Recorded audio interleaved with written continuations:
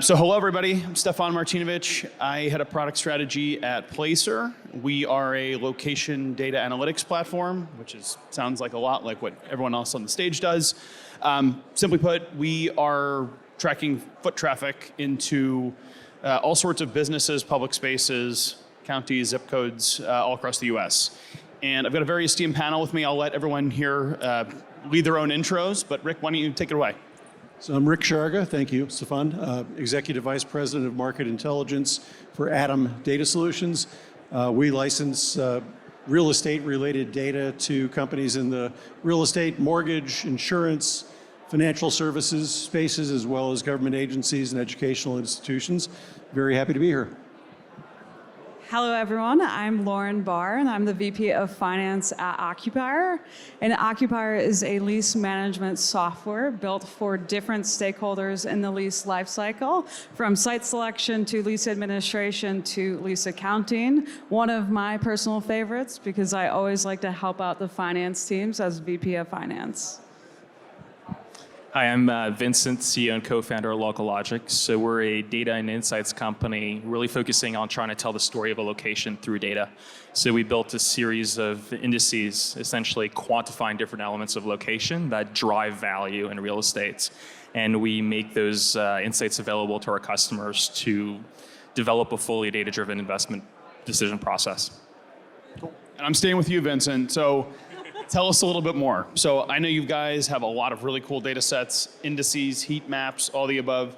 Maybe there's some uninitiated out here. Tell me a little bit more about how are you getting this stuff? What are you doing with it? And what kind of insights and actions are people taking as a result? Yeah, no, that's a good question. And I think one of the things you need to know about LocalLogic is we're a team of urban planners turned data scientists working in real estate. So we're kind of going at this from a slightly different perspective. And one of the first things we started thinking about was what are the characteristics of the location that actually drive value, right? If you stand outside this casino or stand outside your house, you kind of intuitively understand what it's like to be there.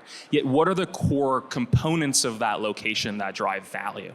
And so what we do is we try to identify those elements and then normalize these indices across hundreds and hundreds of millions of addresses around the US for people to be able to compare those different locations.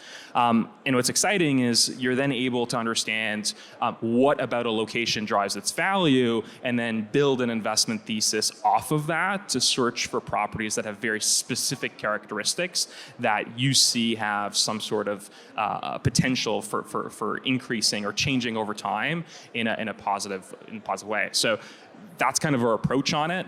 The other thing we do is we license a lot of our data to consumer-facing applications. So we work with hundreds of partners on the residential real estate side and have tens of millions of users interacting with our data. And so what's exciting about that is we develop these indicators at first, and then through the feedback loop in our products on the consumer-facing applications, we're actually able to develop indices that are more representative of the perception of a location.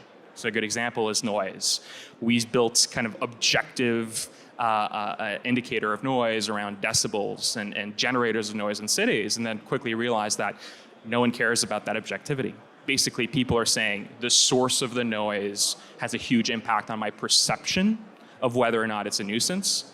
And that is what actually drives value in real estate. And so we're able to kind of tweak our indices over time through that feedback to actually be better at predicting value and be better at understanding exactly what those characteristics are at scale of all of the US and Canada.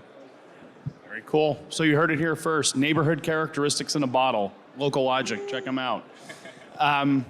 But you need a lot of source data to go in and do a lot of this. Rick's the guy with all the source data. So Rick, let's hear it. So how are people actually, well, tell us a little bit about all the stuff you've got, and then tell us how are people actually ingesting all of this, processing it, making use of it. Yeah, we only have another 30 minutes, so this could take a while. No, we have about 140 million properties across the US in our database, along with transaction information, ownership information, property values, foreclosure history, the whole nine yards. And then more recently adding some of these ancillary data sets. You're talking about school ratings, crime records, meth labs in the neighborhood. More recently, things like environmental risk and climate change risk, which are coming to play. I think that the interesting thing from my perspective, from our perspective, is For the last 150 years, the focus has been on capturing this data. It's finding the data and getting your hands on it so it's available. And I think really if you're going to do what this panel is talking about, which is building value from your data, what's really important is that the data is usable when you get it. And the delivery mechanism isn't something that breaks your company. It used to be that we would send people enormous data files on an FTP site. And they would need a team in-house to ingest the data, to normalize the data, to standardize the data, to make it work within their own systems. And it was a great model if you were a data company, because all you had to do was throw the stuff over the fence and hope good things happened. Today, more and more of our customers are actually getting their data through application programming interfaces, APIs. So our data is immediately ingested into whatever operating system they're using. Those customers are still hosting the data on their end and being able to do the kind of analytics they need or use the data the way they want. But the future, which is already happening, is really in the form of cloud-based systems. It's sort of data as a service. And so instead of having to ingest data, instead of having to host data, instead of having a team on board to have to manage that data, what you're doing is logging into a system that, very much like a software application, always has the most recent version of the data, is completely up to date, and lets you manipulate and manage that data the way you want when you get it instantly from wherever you happen to be. So it's anywhere, anytime, any device kind of data that's available to you and your teams. And it's a big sea change. It sounds fundamental to anybody who's been in the technology business for more than 15 minutes. But the data industry is, wrestling with 18th century technology and cork boards at the county recorder's office where things get thumbtacked. So it's a pretty big transitional moment for companies using large amounts of data. You're lucky if they're thumbtacking it. Sometimes you get a CD-ROM, and then you've got to find a CD-ROM drive to put it in. Floppy disks, baby, floppy disks. Lots of fun. So if anyone is looking for something to waste an entire week, go start to pull parcel data from Los Angeles County with millions of parcels, and you'll see what we're talking about here. All right, cool. So we're talking about external data, things you can do with data. Let's talk about first-party internal client data. Lauren, this is for you. So you've got a lot of different people that are, all throughout this real estate value chain. Some are landlords, some are occupiers.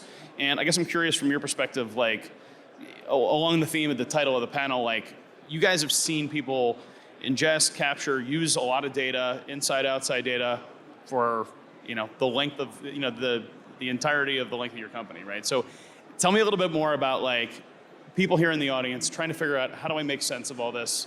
How does Rick's different data sets fit into this? Help us put it all together. Yeah, so it's really interesting now on the tenant side for occupier, because we are bringing in so many different people that touch leases. It's actually one of the reasons why I love leases so much, because you can't stay in your lane. The finance team has to work with the real estate team, the HR team, corporate team, IT team, tech team, and so bringing everyone around one single source of truth is extremely important, because if you're not all corralling under that single source of truth, then people may have inaccurate or incomplete information to make good decisions off of. And so I think that's super imperative, single source of truth. And then when you have that source of truth, making sure that everyone can easily access that information based on their role. Again, what I need as a finance leader is a lot different than what the real estate leader needs versus HR may need. And so making sure that they have the information that they need at their fingertips. And then lastly, making sure that you can automate when you can to make the easy things easy, and that the hard things hopefully a little bit less hard.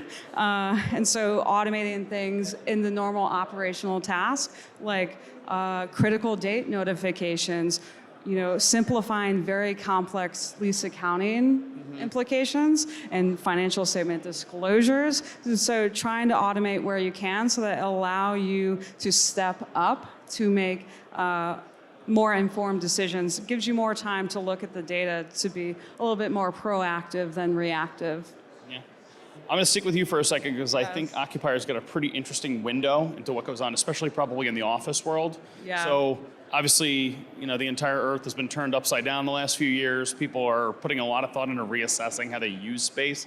What are you guys seeing? Like, what are people now gravitating towards? I know, that, like, it's we might not crazy. know? It's totally crazy, but I feel like we at Occupier have a first row seat into looking at what people are doing, and it's totally different based on the workforce culture that company has, but then also listening to our employees about what they need. So some people are going fully remote, going return to office, or a hybrid, or maybe they're creating different pilots throughout the country in order to see just what is working for them. But first and foremost, in order to start experimenting with that sort of strategy, they have to know what is in their leases so that they can understand what flexibility they have, what options they have, what renewals, terminations, subletting, and then also what the fees are for exercising or not exercising those options, because you can't really have a flexible real estate strategy without knowing what you can do with the leases that you have.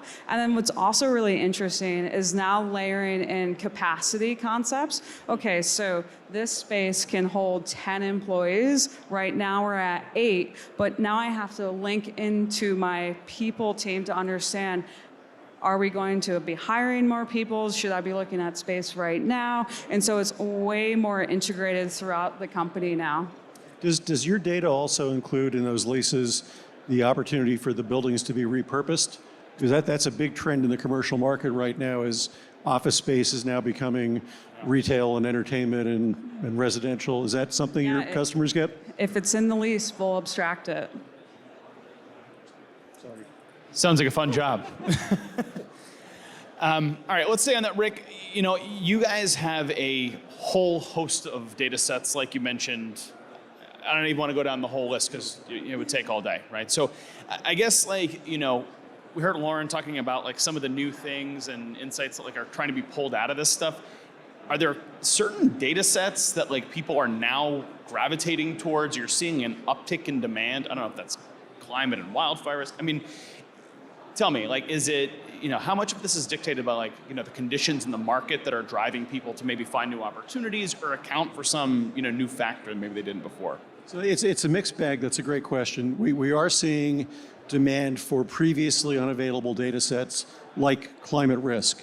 So there was an article in, I think it was the New York Times yesterday, about how a lot of properties in New York and New Jersey could be completely underwater by 2050.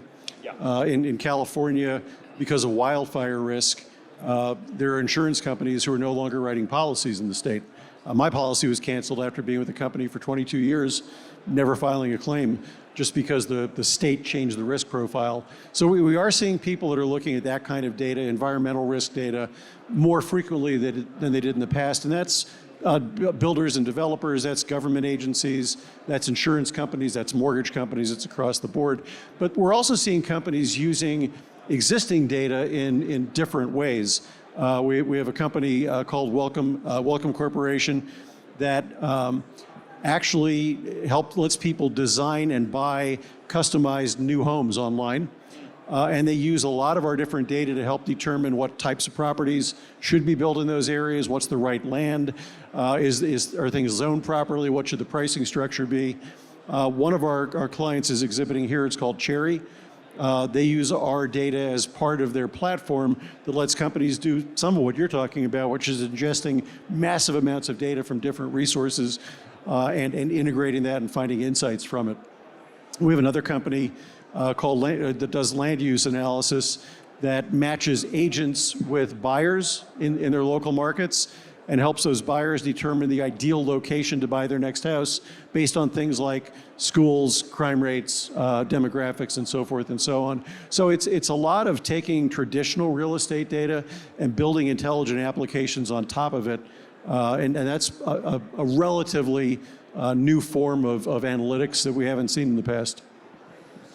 Yeah, super interesting. And I have to imagine there's different goals and usage patterns between people that are primarily focused on single family residential versus commercial. I guess one of the things that I've experienced in my career is that there's a lack of, number one, there at least historically has been a lack of technical talent going into a lot of the investment development companies. Now that's changing. I'm seeing fortunately, more and more folks kind of trying to come in and, bring some fresh insights to the industry. I mean, are any of you guys running into issues with clients kind of wanting to take this on, but not really knowing if they have the capacity to do so? I think that's a huge, really interesting point, because the nuance is that nobody actually wants more data. People want to answer very specific questions with data. And so like even this panel, it's about a data strategy, but really the value of more data is de-risking a decision that you're looking to make. And so I think the next step or the next iteration in this industry is going to have to package data in a way that actually drives those decisions.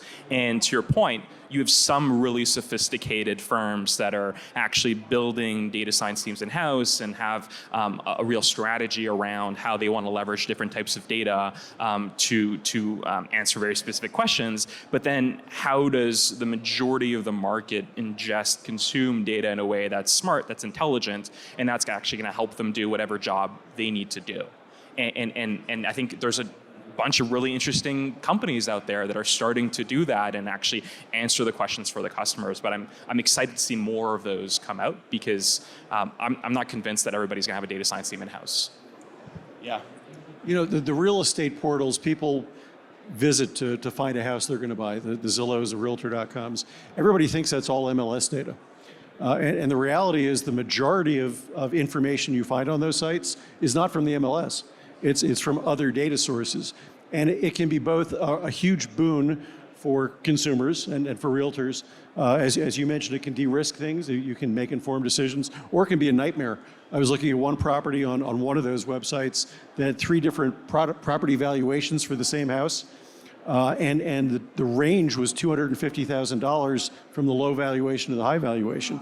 And as a consumer, you're actually putting people at risk by not adding some intelligence to the data that we're presenting. But there's no shortage of this stuff out there now.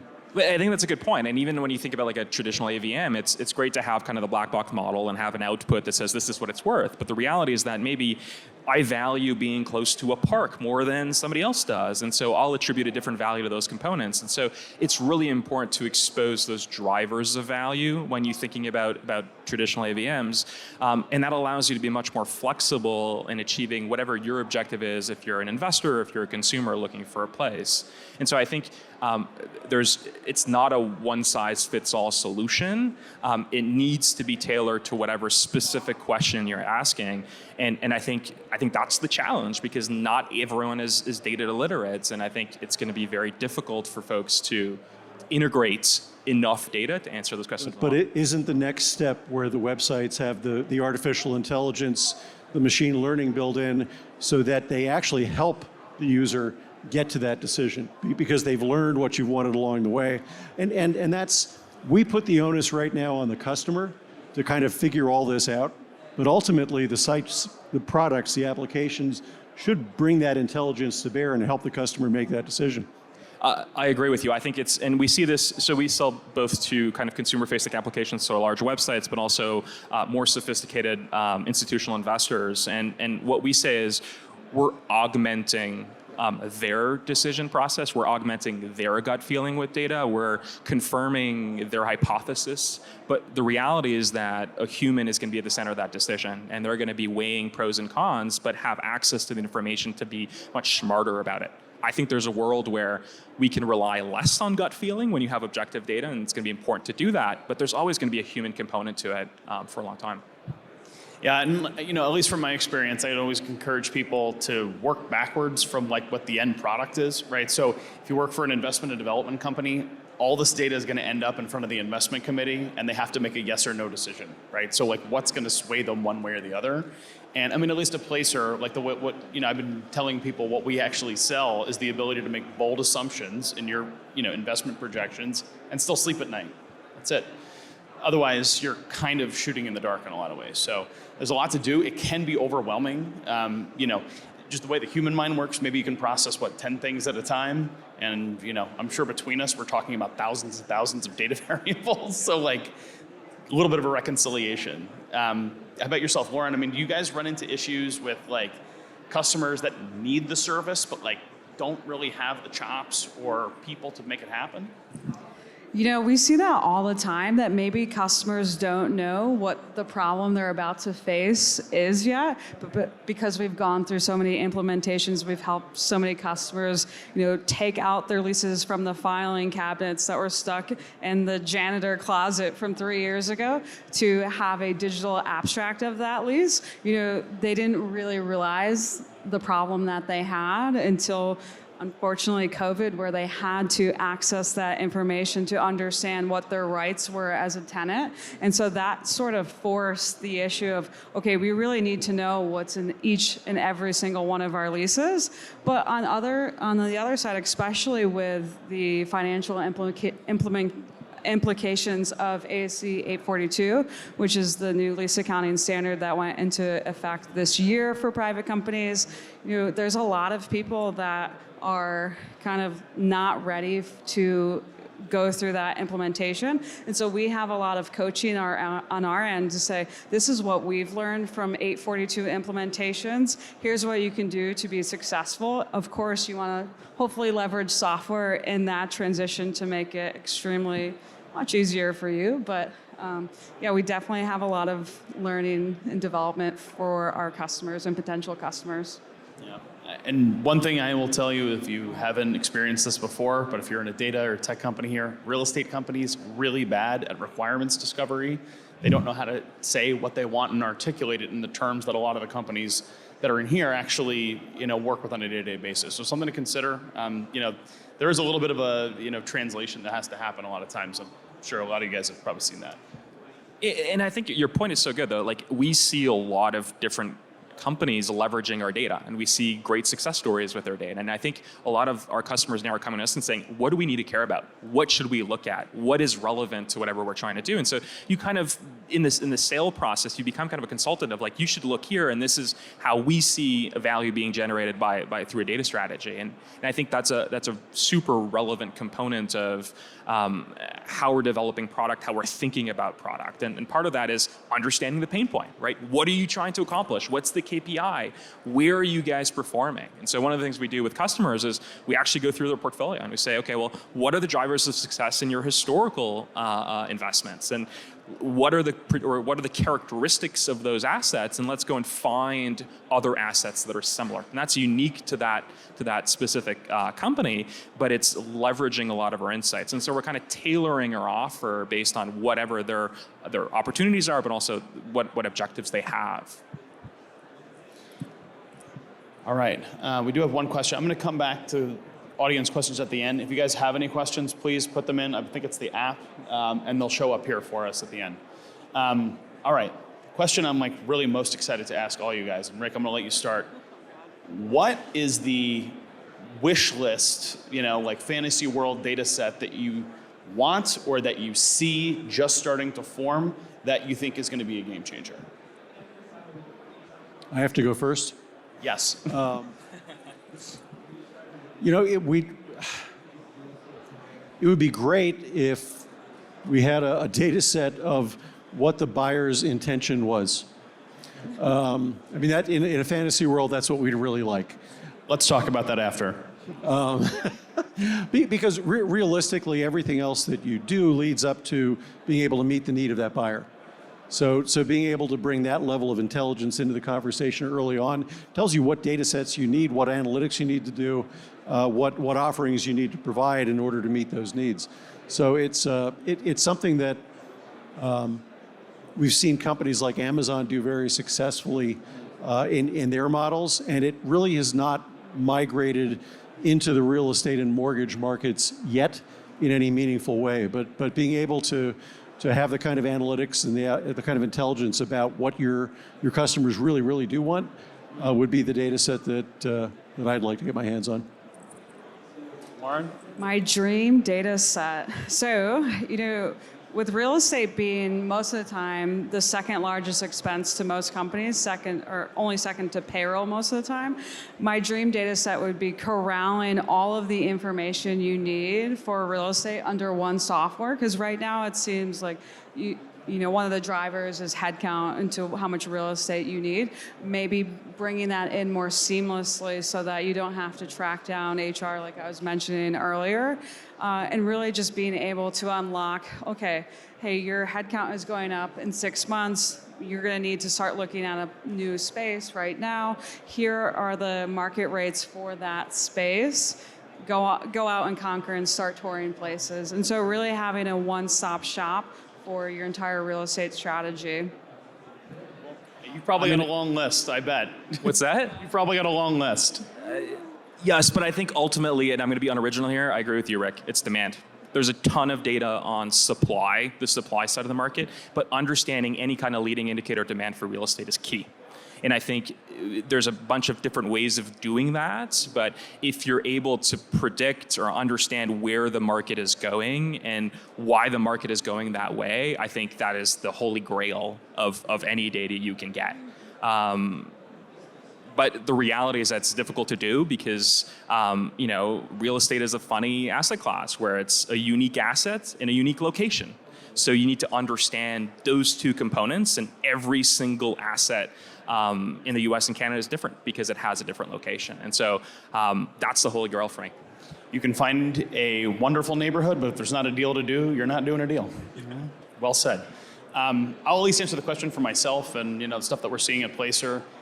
I'm just super excited about what's going on in imagery and satellites going up in orbit, size of a shoebox, cheaper, and you can basically click a button and get a photo of anywhere in the world, basically within an hour turnaround.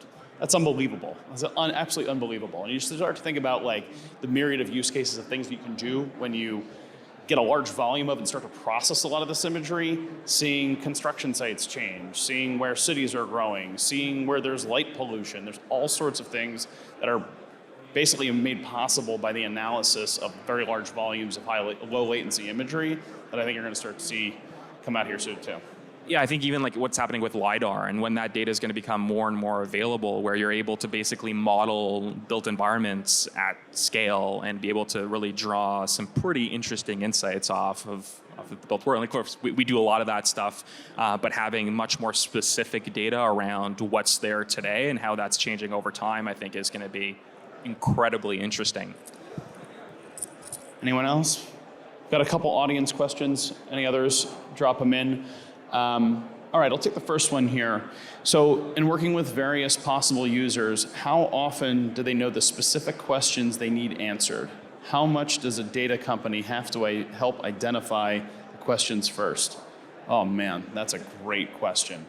I'm going to let you guys go in a second, but I mentioned about requirements discovery. That's basically what this is. Defining what it is you need, defining what questions you want to ask, and what you're actually going to do with that information, right? So it is a very difficult thing. I did this when I was working for a real estate company, and I was on the investments team, so I saw all the deals, and I went around and did all the site visits, and I basically spent 6 months writing down notes, listening to what our principals were talking about, so I could go back to the office and do some research and figure out if there was an actual data point that corresponded with that.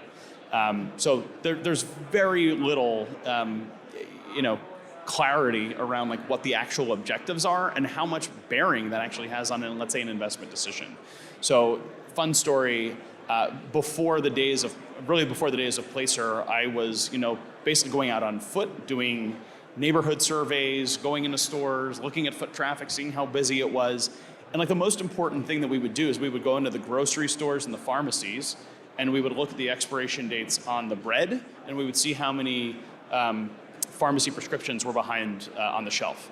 And if there were a lot of prescriptions and pretty fresh bread, it means there was a lot of turnover, and so the location was doing a lot of business. Now you go to a grocery store, and that's a staple, community amenity. You're going to get a pretty good idea as far as what's happening in that neighborhood.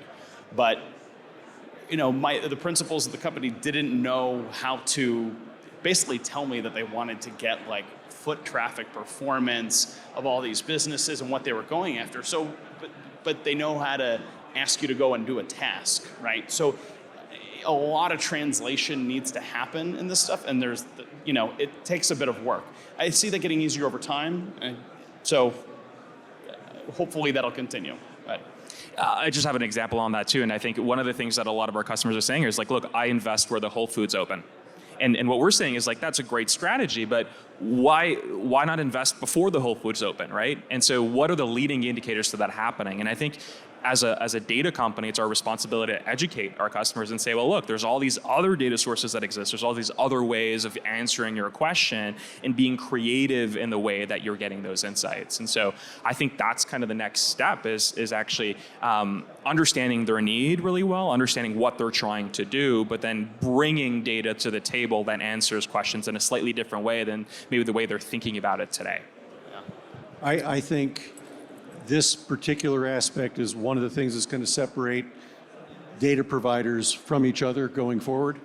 We have a lot of companies in different industry segments that are using real estate data for the first time. So they don't really know. And our ability, without giving away anything proprietary from other customers, to kind of lead them into the appropriate use cases, to help them ask the right questions, is I think, really a benefit.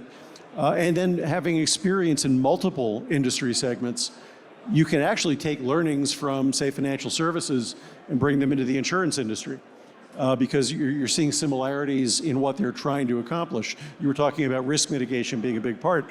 Everybody who's using this data is looking to mitigate risk one way or the other. So being able to share those kind of learnings from other industry segments, I think, is critically important. I had a meeting earlier today with somebody from the government who had a specific set of data in mind when we set the meeting up. And as we started talking about how data was being used in other industries, it's like a light bulb went off. And now there's need for a much deeper follow-on discussion about what's available and what could be used. So I think it's really incumbent on the data companies to be able to provide and share that kind of knowledge. All right, we got time for one more here. Question is, what type of demand data do you have access to that is what helps define how landlords position their assets? So I know we mentioned demand data a couple times. Just really quickly, depends on the asset class. Come visit us at Placer. We're monitoring demand in the term of retail foot traffic. So we're also looking at return to office occupancy, migration between places. So like all of those are indicators of demand in some way, shape, or form. We're doing that using the mobility data, but I know you guys are doing it in different ways or angling to. What's on the horizon for the demand side? One of the things we're doing, so like I mentioned, we have tens of millions of users on our consumer-facing applications ping our APIs every day. And through that, what's really interesting is every time they ping our APIs, there's a lat long associated with that ping. And so we have a really interesting and powerful leading indicator demand for location characteristics or locations. And so what we're starting to do is start integrating that data in our insights to try to understand how that's changing over time and then correlating to specific elements of a location. And so allowing us to understand the value of a tree or the value of X% of canopy coverage on a street and valuing specific assets. And I think what's really interesting is some of our customers are able to then use those insights and actually build an investment thesis around it. So proactively search for opportunities that have very specific characteristics that fit within their thesis at a national level. And so it's leveraging folks looking to buy or rent a property and actually using that data that happens prior to a transaction actually happening to drive an investment thesis. This is a commercial market question for sure. And if you're and you need to know what's going on demographically in your area, you need to know what's going on from a sales perspective, absorption rates, rental rates, activity. If you have an industrial property, should you be positioning it as a warehouse and distribution center for e-tailers? Should you be positioning it as an appropriate location for cloud computing? Or should you be positioning it for as an internal or an inside growth facility for cannabis? And they're all different buyers, but how you position it really requires you to have knowledge of the local market and what makes the most sense for you in that category. And I could say the same thing for retail. I could say the same thing for offices. You don't want to be selling an expensive office building in San Francisco right now. You just don't, trust me. But are you marketing it as creative reuse or repurposing? So you really need to know your local market in order to figure out how to appropriately position your property. 10 seconds left. Any parting shots, Lauren? Looks like you're ready to go. Yeah, I was just going to answer the last question too. So one of our modules is a site selection tool. And so it's really cool because you can quantify the space that people want, the amount of space, where it's located, and things like that. And so we're starting to be able to really leverage that information to bring it out into the greater group of things. So pretty exciting things to come at Occupier with that data. Very cool. All right, well, thank you guys all for joining us. Hope you learned something new, and we'll see you out there. Thanks. Thank you.